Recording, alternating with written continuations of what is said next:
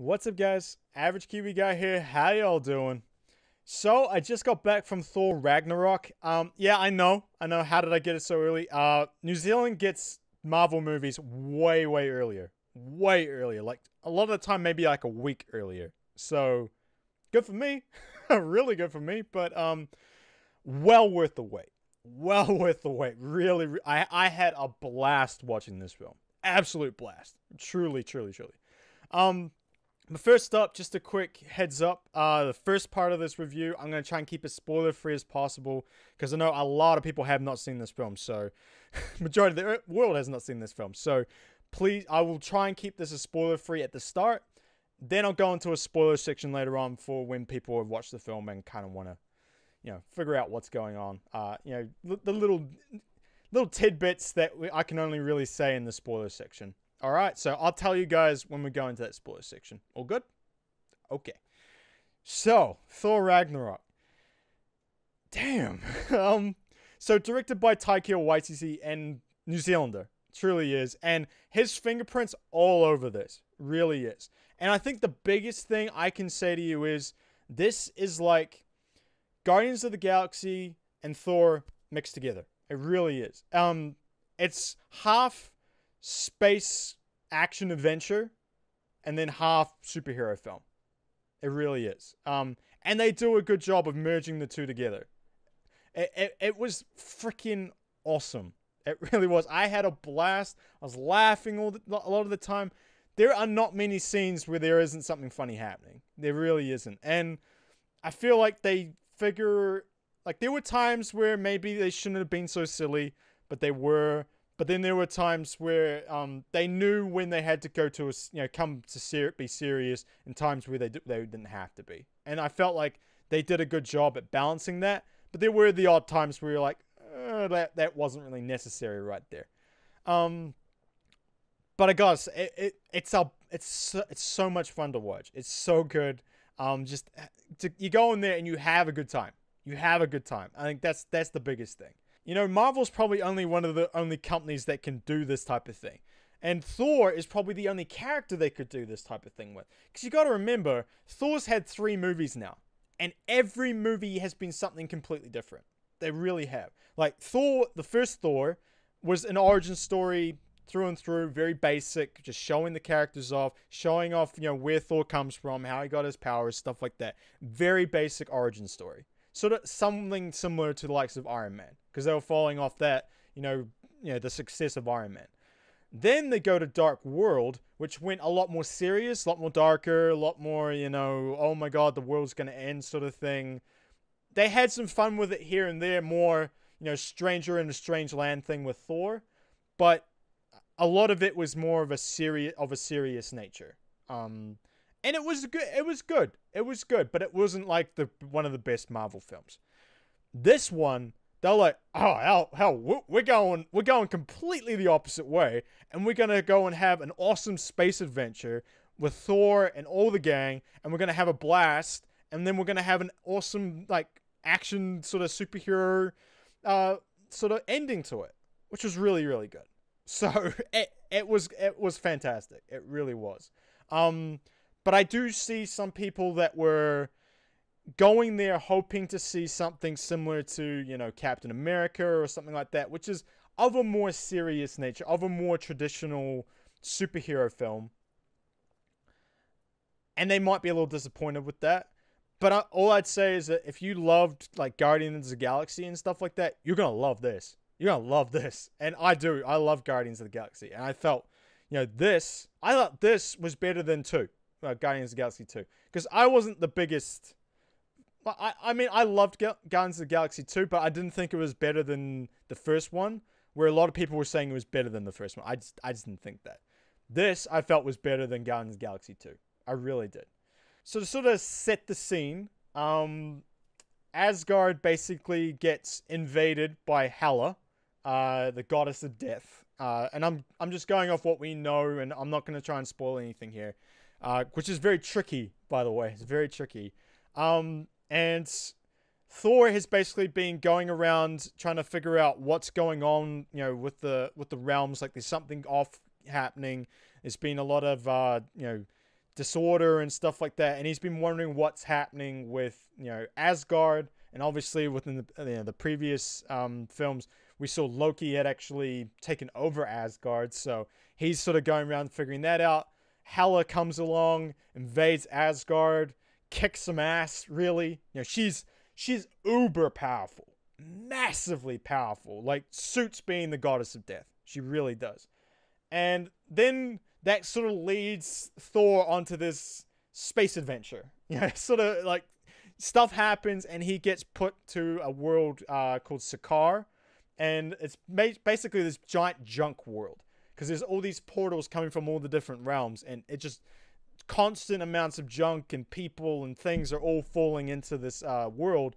And this is the world where the Grand Master is.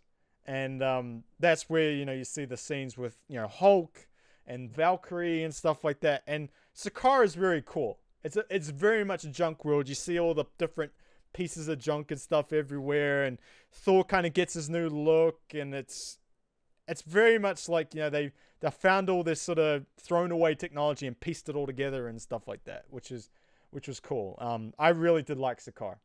I thought it was a kind of a cool world. So this is not all in Asgard. It's not all in Asgard. It sort of jumps between the two.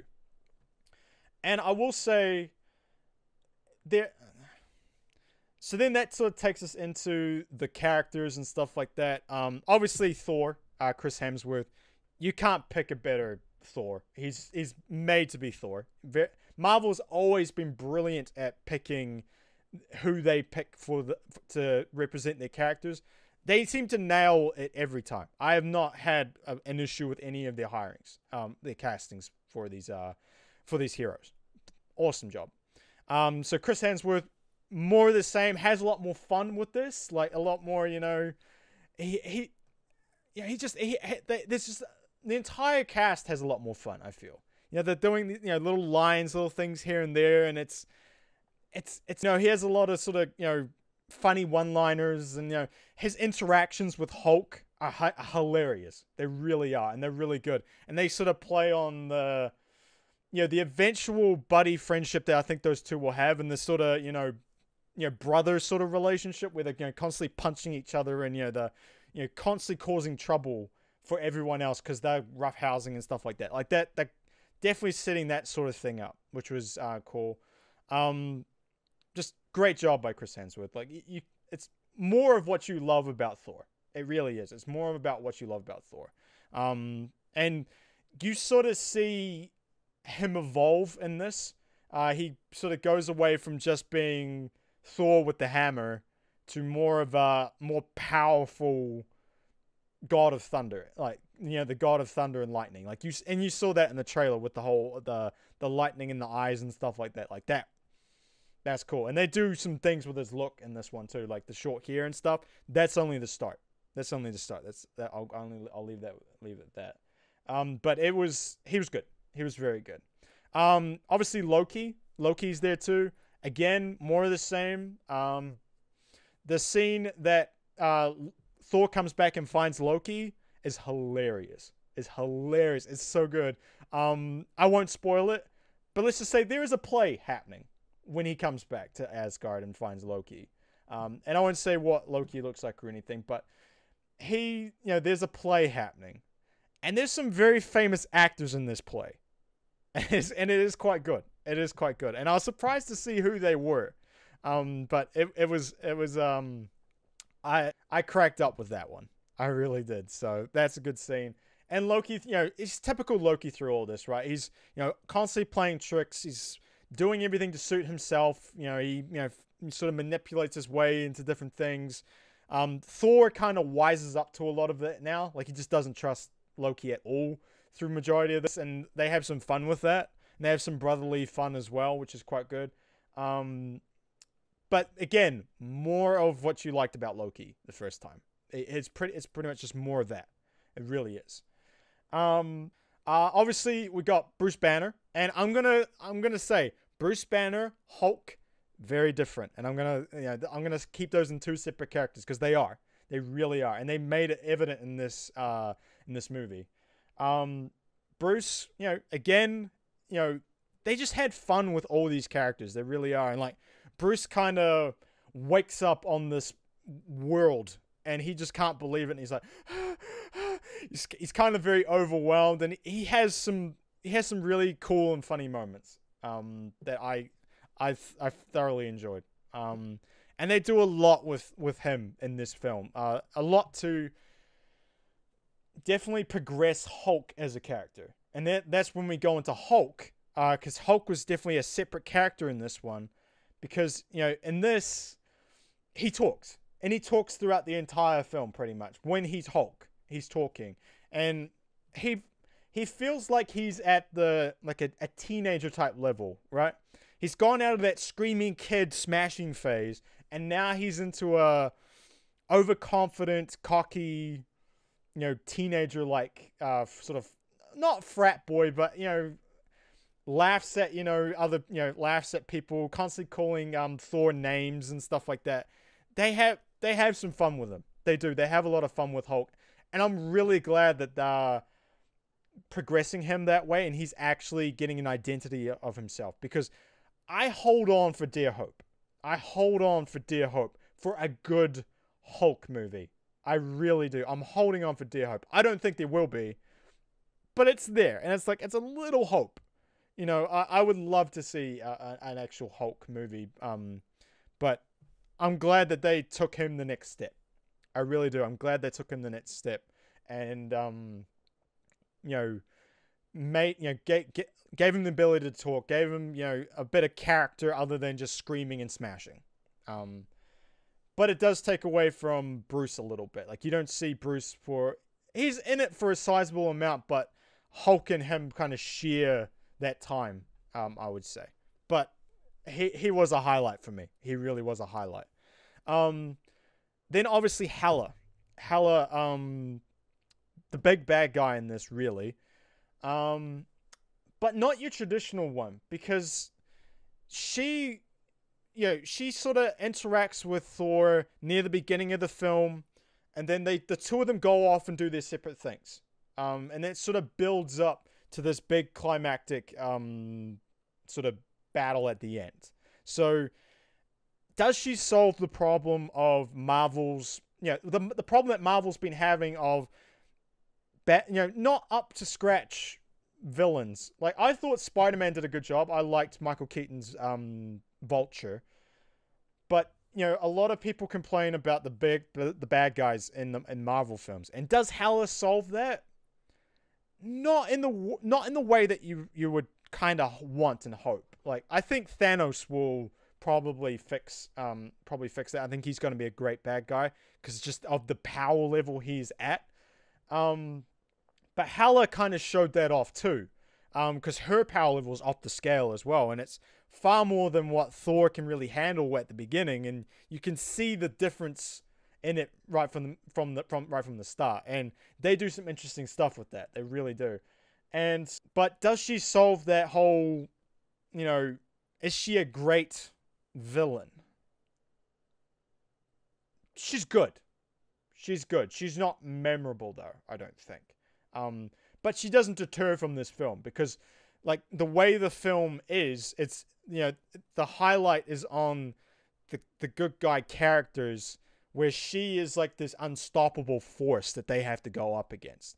That's what she's more like. She's not a villain. She's this unstoppable force. She is the goddess of death. So it's not this sinister, villain that they're going up against. It's death itself, essentially. And like, you can just see the pure power that she has. But she was good, and Kate Blanchett did a good job. I think she did a very good job. And the stuff that they do with her background, with Hela's background, because they changed it a little bit from the comics. They changed it around a little bit, and that affects how Odin and Asgard itself sort of looks in the long run as well. So, then you got Valkyrie, and I love Valkyrie. I really do. I thought she was great. She's not this perfect sort of soldier. She's very much, she plays a kind of a sort of a scoundrel, sort of roguelike character at the start, and then she sort of comes around, but she has her own sort of identity and all that. I really liked her. I really liked her, and I think that's sort of setting up something between her and Thor a little bit, because in this film they state that him and in this film they sort of set up that her and Jane have broken up, but that but Thor's like, oh no, I broke up with her, sort of thing. Like it was a mutual breaking up, that sort of thing. So yeah, they set that up, and I think they're kind of tinkering with him and Valkyrie a little bit. So that was quite cool. But I really liked her as a character. She was a great additional person to bring in, and it'd be interesting to see if she shows up in Infinity War and all that, because the whole Valkyries thing, them being this sort of elite squad in Asgard, the sort of royal protectors and stuff, and Thor's like enamored by the fact that she's a Valkyrie because she has this tattoo on her arm, and he sort of grew up idolizing them, and they have some good times there. I really liked her, I really did. And then I guess the other notable mentions, Carl Urban plays Scourge. He's cool. He's cool. He has some funny moments. He has some good things. He's not in it all the time. He's sort of like the average dude trying to be, big in Asgard sort of thing. He's sort of like the forgotten guy who's sort of getting these jobs, and he's just trying to survive. He's pretty much that. He's the survivor.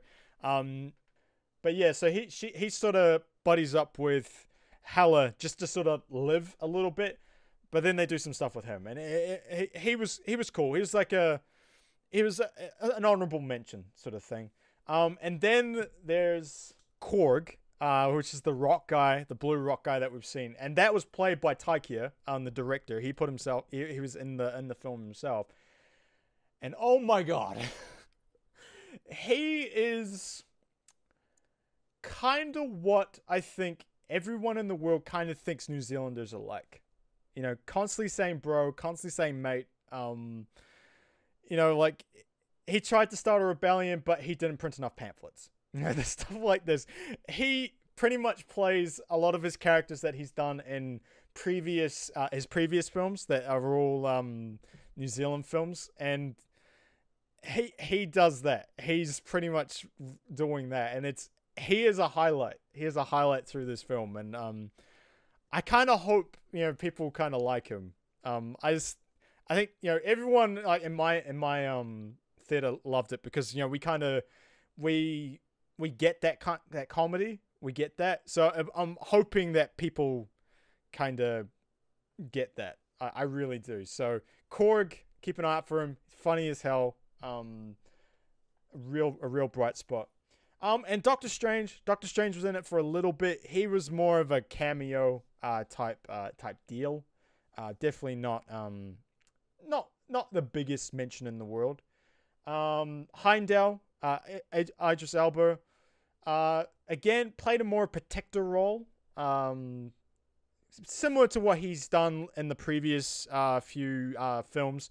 He has his moments, has some cool moments, but still, not one of the main characters, and he's more of a guide for Thor, which is cool.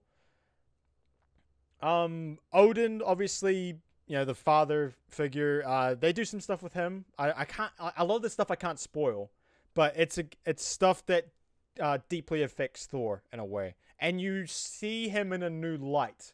His past doings and stuff are very interesting. But Anthony Hopkins, really good Odin. I had a good time with that. Not in it too much. The Warriors 3, they're in it for a very brief moment. Very brief. Zachary Levi and all that. In it very briefly. I'll say very briefly. Definitely don't play, the supporting roles that they've played in the first two. They got replaced, I think. They definitely got replaced. Also, Grandmaster. We'll fit this in with the character stuff. Also, Grandmaster, Jeff Goldblum. Pretty much just Jeff Goldblum. just being called the Grandmaster. It really is. He had an assistant with him that was quite funny as well. She's actually a New Zealand actress. She's been in a lot of Taikia's movies. And yeah, he was good. It was just Jeff Goldblum. It really is. Like, at this point now, I don't think Jeff Goldblum really does anything different. It's just him doing him, really. He was more of a hindrance to Thor getting back to Asgard. That really is. He wasn't a big bad guy in any way. He was more just a pain in the ass, really. But he's very funny. You know, he's very charismatic. Jeff Goldblum. He was very much that. But yeah. So really good character stuff. The story plays out really well. I was quite happy with it. Again, very space adventure-y. They delve into the backstories of Asgard and of Odin and stuff like that, and you know, Hela plays a role in that. You definitely look at them in a new light. And they definitely set up for a very different, you know, a very different Asgard, I will say. It's not the ending you expect. It's definitely not the ending you expect. And it puts Thor in a very unique spot. And I was happy with it. I came out and I didn't have a problem with it. Pacing, very good. You know, it's not slow, but it's fast paced enough. It goes through along. Doesn't feel too choppy. Like I said, it feels like there's two different stories happening. Once Hela interacts with Thor, then Thor sort of breaks off and does his sort of space adventure thing, while Hela does her sort of villain bad guy stuff. So there's sort of two sides going at the same time. And sort of Heimdall is dealing with the Hela stuff while Thor is sort of figuring out how to get out of Sakaar. So definitely those two different stories, and they mesh well together. I felt like they meshed well together. Visuals, really, really good. Fantastic. They switch between obviously Thor, you know, stuff with Asgard and all that, and you know, the different realms and stuff, and then goes to a very Guardians of the Galaxy, you know, space sci-fi ships, you know, things like that. You know, Sakaar being a kind of a junk planet. You know, you see bits and pieces sort of thrown together, laser cannons, stuff like that. So two very stark contrasting sort of things, but they meshed well together. They did mesh well together. I actually enjoyed it immensely, the looks. But yeah, overall, do I recommend going? Hell yes, do I recommend going. On the you know, the order of Marvel films, like, is it one of the great ones? Is it up there with like Winter Soldier and I guess like Civil War and all that? Yeah, like also Guardians, I should say. Yeah, I would. I think it's not what if you were going in thinking it was going to be a somewhat like Captain America like film, then it won't be what you want. But on terms of enjoyability and having fun watching it, and it telling a fun, cool story, and you know, sort of leading Thor to where he's going to have to be for Infinity War, then yeah, I had a damn good time. And honestly, I think this was the best Thor movie of the three. So if that helps you out there, I felt like it was definitely the best one of the three. I don't think it's better than like Winter Soldier. I don't think it's better than Civil War. I think it's on league with Civil War. I don't think it's better than Guardians 1 because that has that special, you know, the first one to do it. I think it's better than Guardians 2. I do. I think it's better than Guardians 2 because it has that Thor backing behind it, and Loki and Hulk and stuff like that. Where Guardians, you know, the Guardians 2 went down a very unique path, which, you know, I enjoyed, but probably not as much, I think, as a lot of people do. So that, for me, I feel like this is slightly better than Guardians 2, but not quite Guardians 1, if you get my meaning. But yeah, damn good film. Awesome to watch. Again, Marvel, they just know how to do they know how to change it up. They know how to change up and have each of these films have its own unique feeling and, you know, unique style. And it was really good. And I had a blast watching it. I had a really good time. Had a really good time. Well worth your money. Well worth your money going and seeing. If you just want to watch a film that is just awesome to watch, and you come out like, damn, that was just, I had a great time watching that film. So yeah, so definitely really, really good. But yeah. All right, guys, we're going to go to the spoiler section now. So if you have not seen this film, I suggest you sign off now. Thank you very much for watching. I do appreciate you doing that. Like, comment, subscribe, all that stuff. You know what to do. You know how to use YouTube. But we are heading to that spoiler section, and I don't want to spoil it for you guys, okay? So, spoiler section is incoming right now. Welcome to the spoiler section. If you are watching and you have not seen this film, I am forewarning you now. Spoilers are all incoming, okay? All right.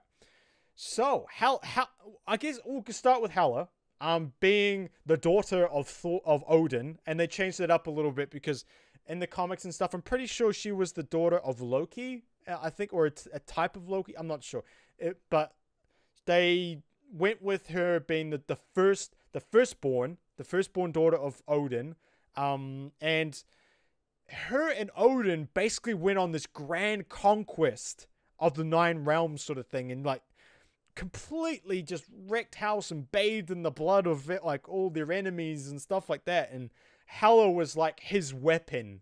She was just this uber powerful, blades everywhere, and that was super cool, by the way. All the blades and the twist and turning, and she just decimates entire armies. Just uber powerful, so good.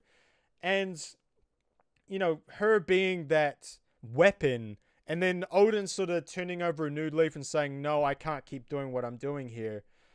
We have to stop. And her sort of going, well, no, I don't want to stop. I'll be the queen of Asgard. So she tries to go at Odin, and Odin imprisons her. But now that Odin's dead, because his life force is gone, and he was the only thing keeping her at bay, now she's back. So I like the stuff they did with her. I think it shined a new light on Asgard, that it's not this golden beacon of perfect, great warriors, but we only use them when we need to. No, they're very much a warrior, race, really. They went out conquesting everything, so it was cool. It was cool. I like what they did with Hela. I think it, adds to that whole Odin, family. I think it was quite good. And it forced Thor to really step up and become, more than just a guy rocking around with a hammer. Now he's this badass god of thunder and lightning. He's like, striking down like, thunder strikes, and just, when he was on that bridge, just wrecking house on those zombie warriors, was just awesome to see. Awesome to see. I love that. It takes Thor to the next level. And I think they needed to do that because Thor with the hammer, I know that's the tradition. I know that's what everyone expects out of Thor, but he's got to go up against Thanos soon. So they need to bump up his power level a little bit, I think, and do something different for him, because he's always been at the same level ever since we first saw him. Ever since we first saw him, he's always been at that level. So now he's got something different, and he's got the different look, and now he's got a freaking eye patch. Hela took out his eye. Which was crazy. Which is freaking crazy. And then I guess we got to go to how they took down Hela. I mean, my God. Like, they literally had to cause Ragnarok, wiping out, destroy Asgard to stop Hela. She was that powerful. All of them couldn't stop her. They couldn't stop her. She's goddess of death. We can't stop her. So let's cause Ragnarok and wipe out Asgard. That was really it. And, now they're all on the ship. Well, obviously, I think Thanos showed up there at that second part, because I think Loki has the Tesseract. But, they're all on that ship, and they're all heading off to Earth. And there's going to be a whole bunch of Asgardians on Earth now. So that's going to be an interesting dynamic when, they eventually do get there. If they get there, with Thanos showing up. I'm pretty sure that was Thanos. Damn sure that was Thanos. But yeah, it's sort of like what I was saying with Hela, is that she wasn't a villain. She was like a force of destructive power. That was really it. She wasn't, she wasn't this villainous, bad guy who's plotting this evil, plan, not like Loki. She's just an unstoppable force of death. And, Thor just couldn't handle it. Which was good. Then I guess we get into the Hulk stuff. Hulk basically being the Hulk for 2 years, since he jumped in that Quinjet with, after, Ultron and all that. And yeah, got brought to Sakaar and basically becomes the champion. And I love what they did with Hulk. I really did. I'm glad that he's talking now. I'm glad that they're giving him a bit of an identity other than screaming, destructive beast, guy. He's actually talking. It was good. And he was sort of like this teenager guy. And I love the stuff they did with him and Thor. It was really, really good. I had a real good time watching those two together. And him constantly, Thor constantly going like, that sun's getting real low now. Like that, they're saying that Black Widow always used to say to him to keep him calm. It's like, sun's getting real low. Sun's getting real low. It's like, just shut up. That sort of thing. I loved that. And then the freaking Bruce, when he's like, okay, I'm going to have to become Hulk again to stop this giant wolf from eating everyone. Yeah, and then walking out to Valkyrie and going, I know what I have to do. And he just jumps out the ship, and then boom, straight onto the Rainbow Bridge. And it was like, I couldn't believe it. I knew it was coming. I was like, they're not going to do that, are they? Like, this is like the perfect superhero landing moment with Hulk. And no, it's just Bruce Banner coming in and just going boom, straight down. Oh, I loved it. I absolutely loved it. It was good. It was fantastic. Another great scene was that the scene where Thor comes back to Asgard and Loki is sitting there eating grapes as Odin, watching this play of his death in Dark World. And freaking Matt Damon is playing Loki. Just this little part. He obviously wanted to be in a Marvel film or something. He's just playing the part of Loki in this play. Then you got Sam Neill playing freaking playing Odin. And then you got Luke Hemsworth, Chris's brother, playing Thor. It was really good. And then Thor, he knew it was Loki right from the start. And, basically throwing the hammer and holding his head like, it's coming back. The hammer won't stop. Yeah, that sort of thing. It was good. And they had this all throughout the film, just these funny scenes that were really good. And, you laughed. And, I've the cinema that I was in, people laughing the whole time. It was great. It was really, really, really good. The Valkyrie stuff was awesome. Like the whole them, they were the ones that went into, Hela was, I keep saying Hela, I'm sorry, but Hela, was causing trouble and trying to get out and wasn't staying contained. So Odin sent the Valkyries in with, Pegasuses and stuff like that, and they just get wiped out. And that means, our Valkyrie, who had like this scavenger name, like 176 or something, they never really gave her a name, so we'll just call her Valkyrie. She was the last one because she got saved by one of the other Valkyries, and she's just drinking.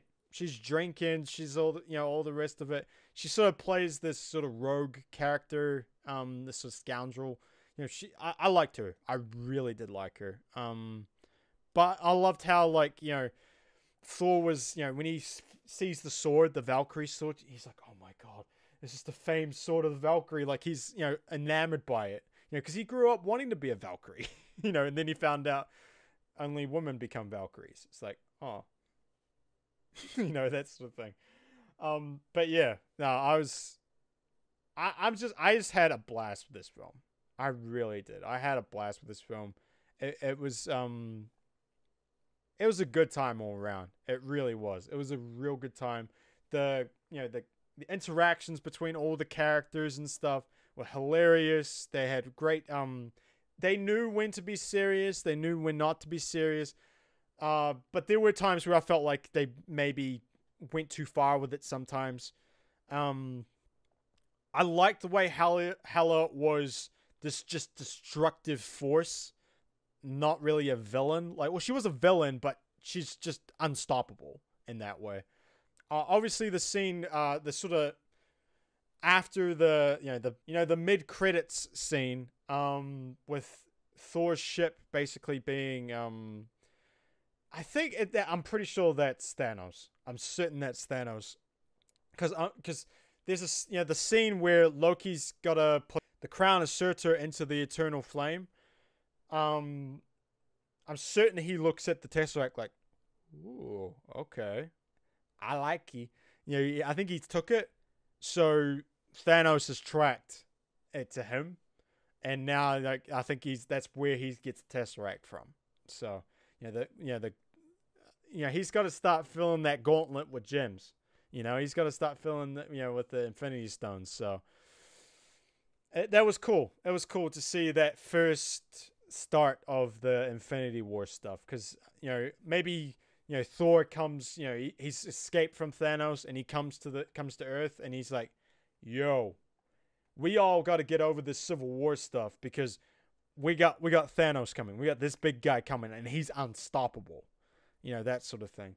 And then the end credits, which was, it was just funny. It was just a silly little scene.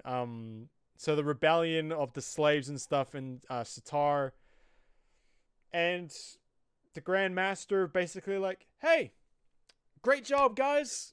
Awesome job. I mean, everyone did a great job with that rebellion. Awesome job.